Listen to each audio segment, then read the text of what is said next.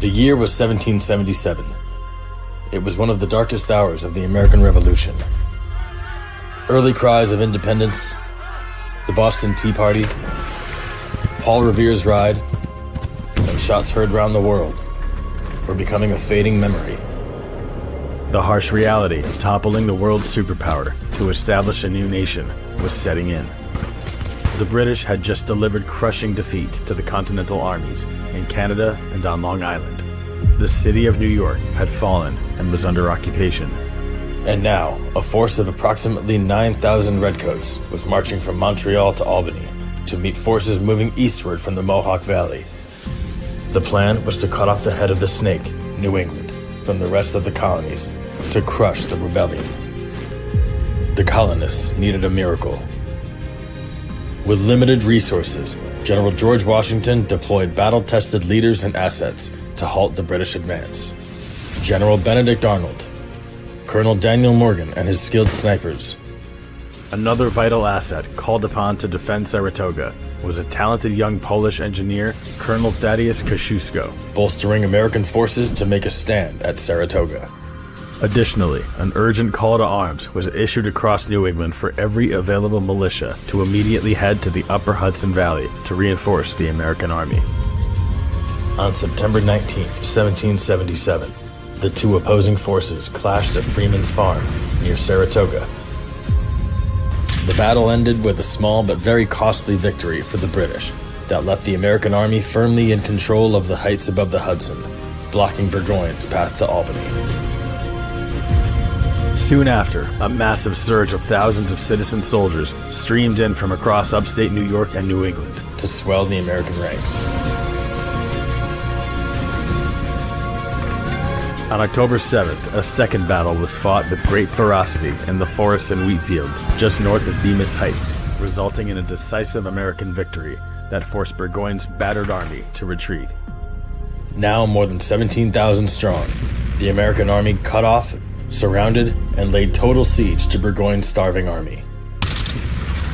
10 days later, on October 17th, Burgoyne surrendered to American General Horatio Gates. Burgoyne's shattered army laid down their arms, marking the first time a British army surrendered in history. The surge of citizen soldiers that heroically rallied at Saratoga rekindled America's fading flame of liberty. This miracle, coupled with Benjamin Franklin's skilled diplomacy, persuaded the French crown to both recognize the United States as a sovereign nation and to finally agree to a direct military alliance. The resounding victories at Bennington and Saratoga marked America's turning point in its war for independence. How would this bold experiment to secure individual liberties have fared had the Saratoga campaign failed? How deep the will of these patriots, what fire in their hearts, to reject the tyranny of a distant empire and risk life and limb for newfound freedom. It is time to again honor the patriots that heroically answered the call when it mattered most, when all appeared to be lost and their country desperately needed a miracle. Now, another miracle is needed to bring their story to the widest possible audience.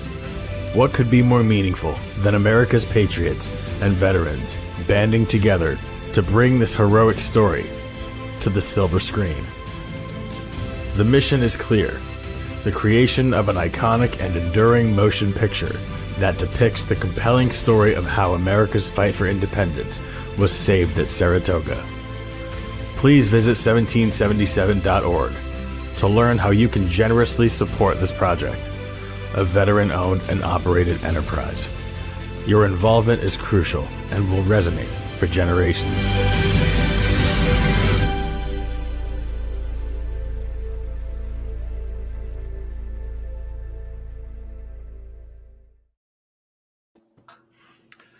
Hello, everyone. Welcome to the Revolution 250 podcast. I am Bob Allison. I chair the Rev 250 Advisory Group, and our guest today is Mark O'Rourke. And Mark is a veteran of the United States Army. He was a captain. He's a lawyer in upstate New York, and now he is the driving force behind 1777, The Turning Point, a feature film about Saratoga. Mark, thanks for joining us. Bob, thanks so much, and Happy New Year. And I want to pause to just hopefully a lot of people in New England realize what a gem you are. Reading your background and all that you've done over the years to preserve not only Massachusetts history but the nation's history. And you're just I think with the USS Constitution and the Rev 250 Commission and beyond. So your legacy is a lifetime of service. And I'm a history major from college, so we sometimes need to pause and show gratitude. And so it's an honor to have this discussion with you today. Well, thank you so much, Mark. And it's wonderful to have you with us.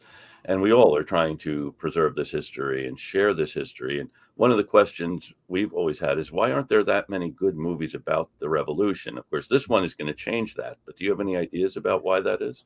That's a great... I had a former partner who was in the industry, and the refrain seems to be that period pieces are difficult. But if you look at so many movies over the years, The Longest Day or The Last of the Mohegans, some of the best movies in American history are period pieces. So there seems to be this a reflexive jaundice against doing period pieces. But I think, even after Top Gun, after the pandemic, it was a feel-good movie.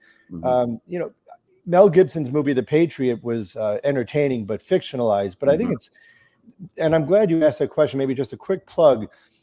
We have involved some of the nation's very best military historians in this project because we want to go big and bold or go home, but we also want to be accurate.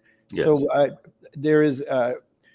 I went down to the United States Military Academy at West Point in the fall of 2017, and James Kirby Martin, venerable, one of the most preeminent historians in the country in this regard. And I also have included Colonel Kevin Weddell, the author of The Complete Victory. It's won a number of awards. But I can assure everyone that our script not only is very, very well written and entertaining and compelling, but it's accurate. And most importantly.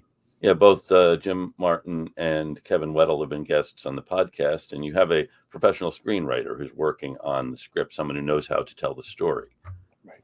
So I want to tell everyone I'm not the genius. I'm a go-getter and a overachiever, but I like to delegate and I like to get the right talent and get it into the mix. And I think there's no question we have some of the very best living historians involved in the project. That's very true. And this is a tremendous story. And just the way you framed that in that excerpt kind of captures it in a new way. There's a lot of drama here. Their stakes are very high. And you also have these extraordinary characters.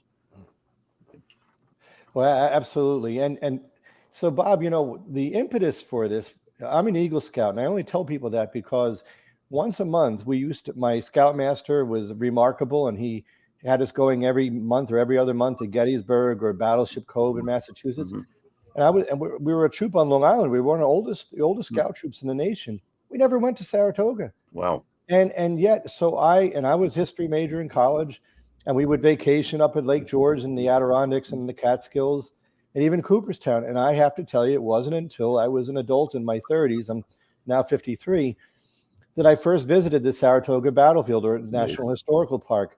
And just to be for brevity, but the more, and it's a very special place, and it deeply changes one the more that it is visited, and it should, for obvious reasons. It's hallowed ground, but it's a great story, and I'll maybe pause to, but as we further in our discussion, we'll pull out what a remarkable story it is on many, many levels, and it's an untold story and a forgotten story. It really is. Now, what drew you to the story? You didn't visit Saratoga until you were well into adulthood, and then now you're living in the area. Or what drew you to this? Did you move there because of the story, or did you were drawn to the story because you're now living in Saratoga? A great question, and a short answer. I moved to Saratoga County in 2005, and my neighbor was an avid cycler, and I was just out of law school and admittedly a little bit out of shape, and I joined a competitive riding group. It was easily the worst member of the group, but they got me into shape in a hurry.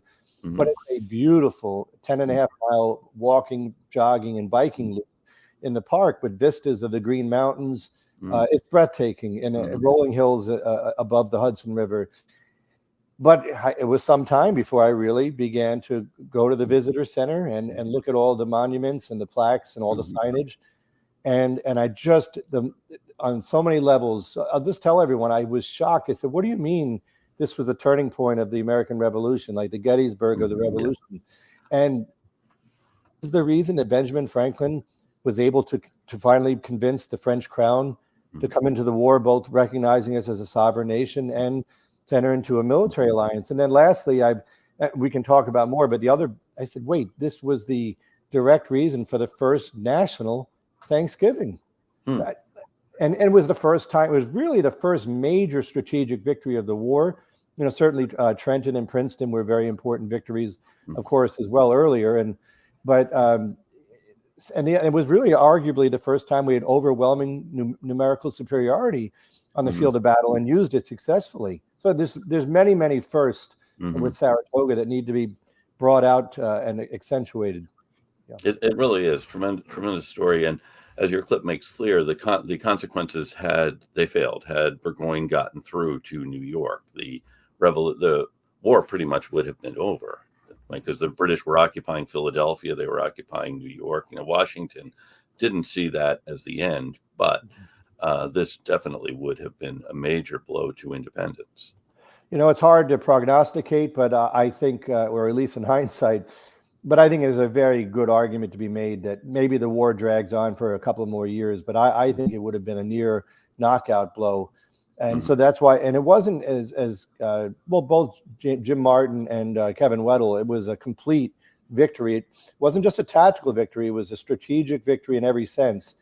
And it really enabled Benjamin Franklin to make a very convincing case, I think, to the French crown. Right. Why do you think it went so wrong for Burgoyne? Well, fortunately, and may I say this as I'm a good Irish American, my grandparents were all from Ireland, but fortunately a healthy dose of British arrogance played a role. And I think, although they were very gifted military leaders, I think there was a lack of a real cohesive, alignment between General Burgoyne and General William Howe and even Lord Germain in London. And I think that at the day, the issues with communications, but I think Burgoyne saw a window of opportunity after after the Battle of Alcoar Island, the Hudson Valley wasn't seized in the fall of 1776. But I think the short answer is, and this comes out in a number of the recent books that were done by Don Troiani and Eric Schnitzer, and also Kevin Weddell and others, but I think the terrain of the Adirondacks, also the elements of the Adirondacks, a long hot summer, and his supply lines were stretched, but it was a multitude of reasons. But maybe I'll just quickly say, Jane McCrae's murder, it's always hard to assess the impact that her role had on sort of the recruitment of people volunteers to come far and wide. But I think the fall of Fort Ticonderoga in early July of 1777 was a shock. Yes. And then, of course, Washington really was up against it with General Howe moving towards Philadelphia. And so, there were like a number of things. It was, I think, a convergence or a confluence of factors that really led to understanding that this moment was different. And there's what they play at the battlefield at the Saratoga National Historical Park is a 20-minute film called Something More at Stake. And I think it was well understood in that summer and early fall that this truly was dire straits. Now, what made you think, Mark, that you needed to make a movie about this? That's a great question, and I hope still this is not a fool's errand. But so the ethos for your listeners, when you're in the military, is support the commander, accomplish the mission, and we're going to do just that. And the reason I believe we're going to do that is the appeal is to the nation's 16.5 million veterans and fellow patriots, our fellow citizens. So we're sort of democratizing this project, and we're in a new era. It's never been easier to do independent films, but it's still a daunting task. And so we're going to do this together because we need to. It's one of the greatest stories in American history. But I'm a romantic, Bob, and who doesn't love the movie Last of the Mohegans with Daniel Day-Lewis, Glory with Denzel Washington, and then others like Last of the Dances with Wolves, and even Saving Private Ryan. We want this to be an iconic motion picture masterpiece that has an ethereal soundtrack, and the cinematography is just breathtaking.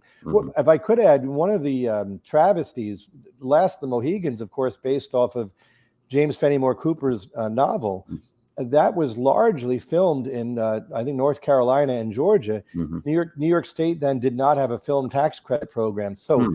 our goal is, if we do go to production, and we will, Mhm. that this will be filmed entirely on or near location in Mhm. upstate New York. Yeah, and they really are spectacular scenes. We're talking with Mark O'Rourke, and if you want to help out and find out more, 1777.org is the website where you can find out more about the film with Saratoga, The Turning Point, 1777.org. And really, in the brief clip we saw, you have this tremendous landscape that is really part of the story, and it's hard just to get that from reading a book. Absolutely. And I want to pause to also commend Saratoga County and its leadership. Much hasn't been done over the years by the state, or in recent years, I'd say the last couple of decades, certainly years ago, in creating the national park and other monuments. But and now there is a very renewed and focused effort. And so there's the Saratoga250.com, and they're doing a really first-rate job in bringing this history to the fore. And so that's a public sector effort that's vitally important. And this is a private sector effort. And that was launched about 2 years ago. And I've been at this for almost 11 years now. But we publicly launched last October 17th. We used the date of General Burgoyne's surrender. Bob, if I could quickly add, for your listeners, I'm a New Yorker, right? And I'm a Yankee fan. So I want to pause and everyone hits to hear the evil empire. But I certainly respect the Red Sox Nation. And but my point is, who couldn't envy, if you're intellectually honest, how well Massachusetts has leveraged its history, our history over the years, with your Patriots Day, and I have the Freedom Trail, Right. But one of the things that we hope that if we're successful here, that the Turning Point Trail. So Massachusetts, you guys are good at starting things. Yeah. No, but you bravely started the revolution, and we owe our thanks to New England and Massachusetts in that regard. They were the tip of the spear.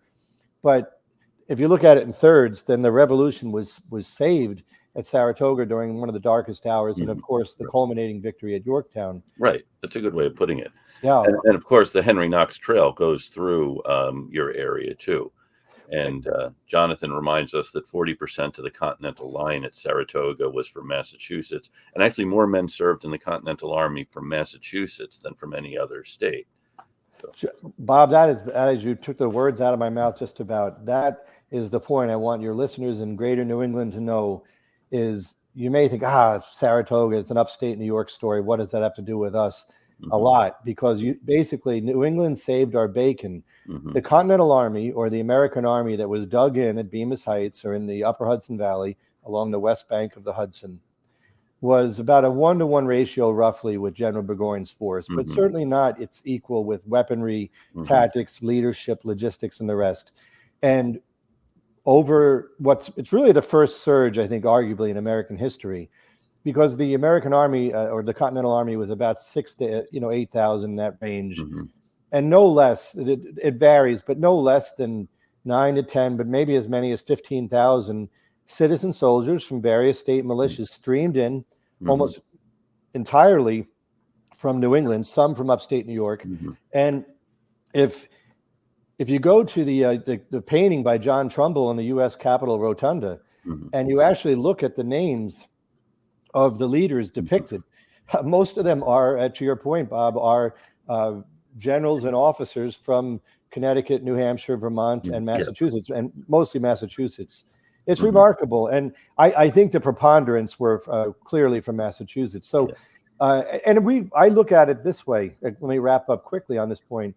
But where upstate New York helped end the Boston siege because Colonel Henry Knox and his team came, and they got the cannons. But of course, the fort was seized by Benedict Arnold and the Green Mountain boys, Ethan Allen, in 1775. But there was a lot of help from the locals in New York, upstate New York, to get those cannons to Boston to end the siege after 11 months. But I think it was a great payback in our hour of need, when it looked like Burgoyne was going to be able to control the entire Champlain and Hudson corridor connecting Quebec to New York City, and New York City was under occupation brutally. And here they didn't have, and Bob, this is the great point, is it not? They didn't have to come. These were Right. volunteers. Right. They weren't paid. Right. It was the fall. Mhm. Most of them were farmers. Right. Everyone knows the fall, they're pretty busy with the harvest and That's their true. families. That's true. And you know, they had already been through a lot in New England. They had been Yeah. shouldering much of the burden of the revolution, but they did come Yeah. when the young nation desperately needed a miracle, and all appeared to be lost. The Mhm. average individual citizen soldier, with a, I call it, was animated by the defiant spirit of "Don't tread on me," Mhm. said to themselves and to their creator and to their fellow countrymen Mhm. and Mhm. women, General Burgoyne is going to tread no further down the Yeah. Hudson Valley. It's a great story. It really is. And you have John Stark. We'll put in a plug for New Hampshire too. John Stark comes out of retirement. He had left in a snit because he was passed over for promotion, but comes back for Bennington and then Saratoga. And Jonathan reminds us that 100 teams of horses from the Albany area brought the cannon from Fort Ticonderoga to Boston. So we're grateful not only to the men and women of New York, but to the horses of New York. So this is a great lesson, Bob, that Yankee fans and Red Sox fans should know. We had a lot of collaboration over the years. That's very true. Yeah. Very, very true. And so, yeah, so it's a great story, and you do have a lot of really interesting characters on both sides. You know, Burgoyne certainly is. He, and again, he would have appreciated, I think, a film since he wrote plays. And someone said he imagines that he can cross the continent in a hop, skip, and a jump. That is, the things look different on a map than they do when you're actually trudging along the shores of Lake Champlain or the Hudson River. I think Burgoyne, he was a thespian. Yeah. He was a gambler. He was a socialite. He was a very charismatic, I think, larger than life figure. I think he helped revolutionize or modernize the British cavalry. Yeah. And so I think it was certainly a very able thinker.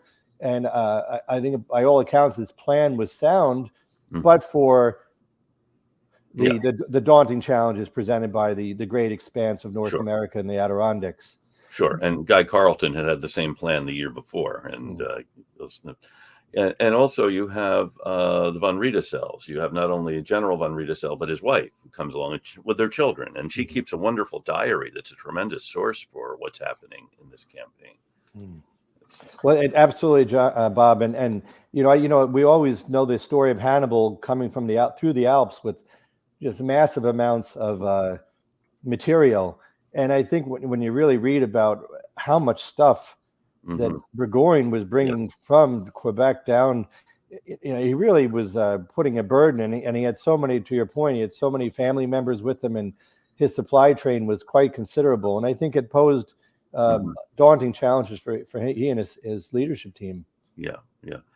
And so also some of the other characters. I mean, Arnold appears in this. He's the hero. We're talking with Mark O'Rourke from 1777.org. He is working on a major feature film, Saratoga, The Turning Point, which we hope will be released in conjunction with the 250th anniversary. I shouldn't say we hope. We know it will be released at the time of the 250th, and will rekindle interest in this. So this is the heroic Arnold, but then you also have characters like Daniel Morgan, who's one of these people we should know more about. Daniel Morgan is a most remarkable figure, and George Washington, even though he wasn't present at Saratoga, he made a number of important decisions. He sent arguably his best field commander, Benedict Arnold, to reinforce the Northern Department early, because I think they knew there was a gathering storm early in that summer, and especially once Fort Ticonderoga fell and General Philip Schuyler was replaced, they really had to send some key leaders. So Benedict Arnold was sent, and then Colonel Daniel Morgan and his sharpshooters, 400 or so, and they had the best rifles of the day, even better than the British, and the smoothbore rifling, and they were able to decimate the officer ranks in both of the battles at Saratoga on September 19th and October. And he, all throughout American history, in the French and Indian War, up at the invasion of Quebec, at Saratoga, and later at Cowpens. But Daniel Morgan is someone that history buffs should really get to know, because he's a very compelling figure. He even named his estate in Virginia Saratoga. Oh, is that right? Yes. So a real patriot. He was. But I'd love to add, of course, Colonel Kosciuszko Oh, yes. Thaddeus Kosciuszko was sent, and he was just a prodigy. And, a lot of people associate him with being a hero in Poland, but it's my understanding that it's even other parts of Eastern Europe, I think Belarus and even Lithuania. Jefferson said there was no truer son of liberty than Kosciuszko, and he actually admonished and urged a lot of the founding fathers to really put into practice or make good on the aspirations of the Declaration. Here we're a day after Martin Luther King Day, but he wanted emancipation even at that point for the American slaves. So he was on his engineering feats, we owe him a great debt of gratitude. His fortifications at Saratoga were really the reason that General Burgoyne was not able to advance further downriver and had to come into terrain, steep and wooded terrain, hilly terrain that was favorable to the Americans. Yes. Really remarkable for a person of his age at the time. It really is. And then Agrippa Hull is one of his friends, an African-American from Massachusetts whom he befriends. And they maintain this relationship after Kosciuszko goes back to Poland, and Agrippa Hull is on his farm in Western Massachusetts. Agrippa Hull is a wonderful figure. And again, if folks don't know him, and I believe he was from Stockbridge, he was the elder statesman of the town. And here's a great story. After Kosciuszko was long gone, here was an African-American person, I think it was in the 1830s, and Agrippa Hull was an elderly at this point, but he was still a sound mind and body. He was brought to speak before the entire cadet corps at West Point, because before it was a military academy, it was the main fortress or fortification on the Hudson. And it was completed per the guidance of Kosciuszko. And we don't know exactly when, or I don't, I should say, when the relationship between Kosciuszko and Agrippa Hull was started. But I think there's a case to be made that they did indeed meet at Saratoga. And it's my understanding that he was by Kosciuszko's side for the remainder of the war, for the next 6+ years. And there was an incredible respect and friendship. So it's a great story. And the other African-American from Massachusetts, there were others. There were about 500 free and enslaved that were at the Battle of Saratoga. The ranks were integrated. They fought shoulder to shoulder in the American ranks. But was Peter Salem, one of the heroes of Bunker Hill. Right. So it's important that folks, when they look at the revolution, not think that this, in a jaundiced way, was just a certain demographic that won the day. No, it's a great story. And I'll also quickly thread in there the Stockbridge militia from Western Massachusetts. Right. Yeah. The Native American tribes of the Munsee, the Mohegan, and the Wappinger were also made vital contributions. They were arguably, their bravery was renowned, and they suffered mightily for the American cause. They did. They certainly did. And on the other side, also, you have Joseph Brant, another of the Iroquois and Mohawk who were with the British here. And that's, again, gets back to the story of Jane McCrae and her tragic end.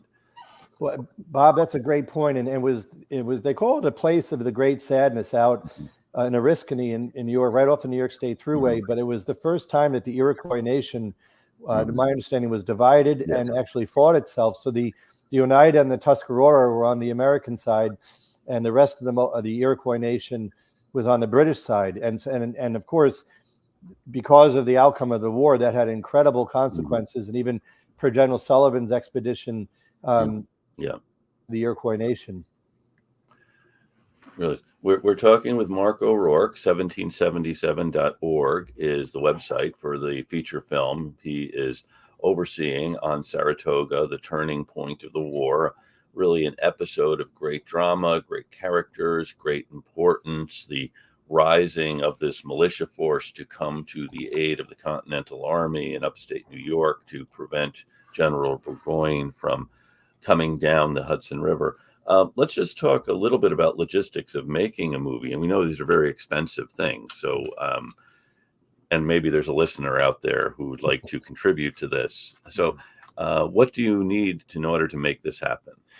Oh, Bob, thank you. That's probably the most pertinent question. And just like a miracle was needed in the late summer and early fall of 1777, I want to tell my fellow Americans, if you believe that this story should make it to the silver screen, we need a miracle. And that miracle in 1777 was our fellow man and woman rose to the occasion.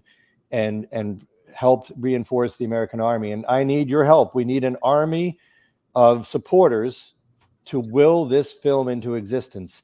And really, if people know donation is too small, we're crowdfunding the project at this point on Give, Send, Go. So even as denominations as small as $10 would be welcome. And here is the pledge. I'm an attorney admitted to the bar, the state of New York, also federally, and we have some of the nation's best military historians involved. We're radically transparent. So the money that will be donated will be used effectively, honestly, and transparently. But the main thing is we're also calling the likes of Gary Sinise and Tom Hanks, Kelsey Grammer, if you're listening, we want you to play Benjamin Franklin, but also a good native New Yorker, Denzel Washington, he's been great to our servicemen and women over the years. We'd love to have him involved. So the main thing is, but to your point, we also don't want this to be an amateurish production. We want this to be truly first rate with an A-list director and A-list talent.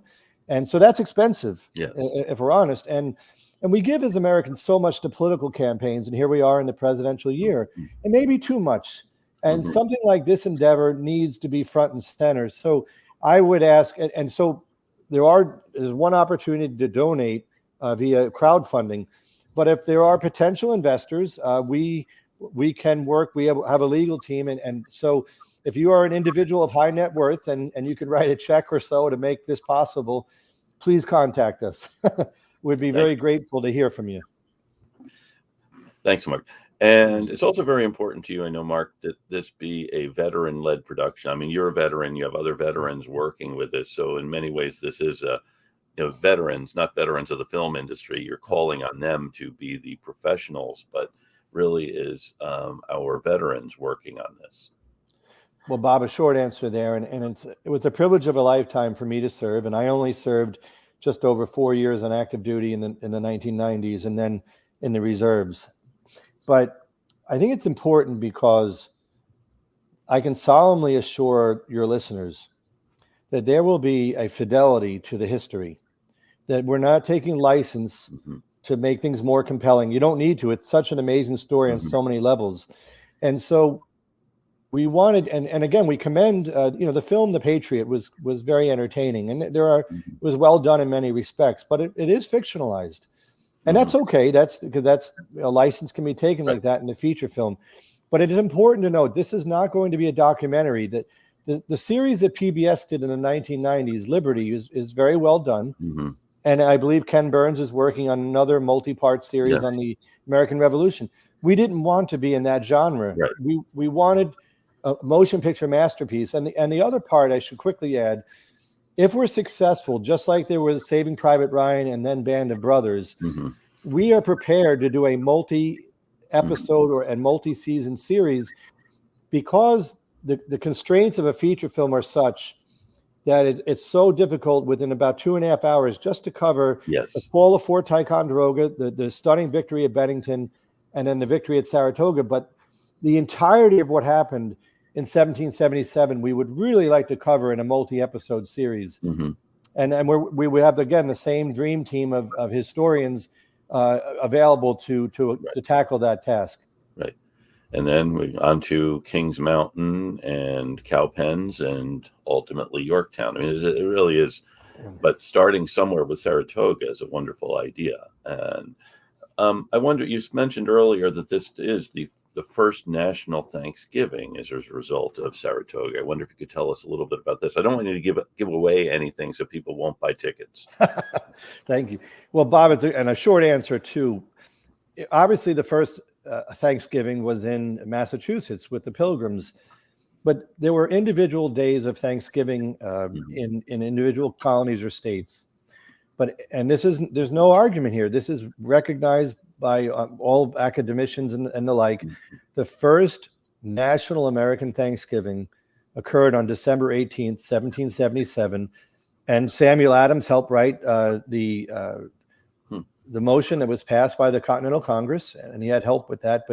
And I believe it was unanimous. And once that was passed, George Washington, as the commander-in-chief of the armed forces, issued general orders.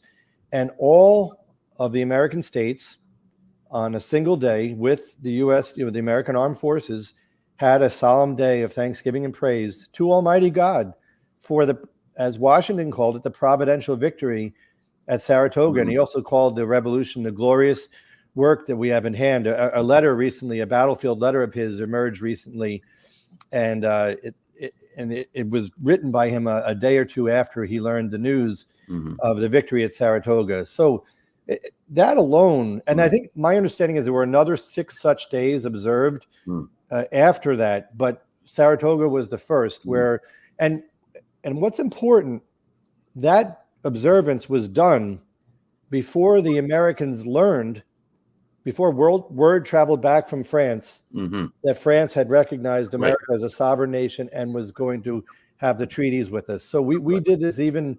Yes, that's how important psychologically and for the morale and for everything. Saratoga was a game changer. It really is. And just I know that Washington at that moment, they had given up Philadelphia and he is retreating to Valley Forge. They're still holding these forts some of the forts on the lower Delaware, but the British are one by one taking them. And the General Howe doesn't know how come the Americans are firing off volleys of celebration. And it's because they've gotten the news of Saratoga, which Howe hadn't yet gotten. Which is quite remarkable. And I don't know who the Americans were back then, and maybe someone does.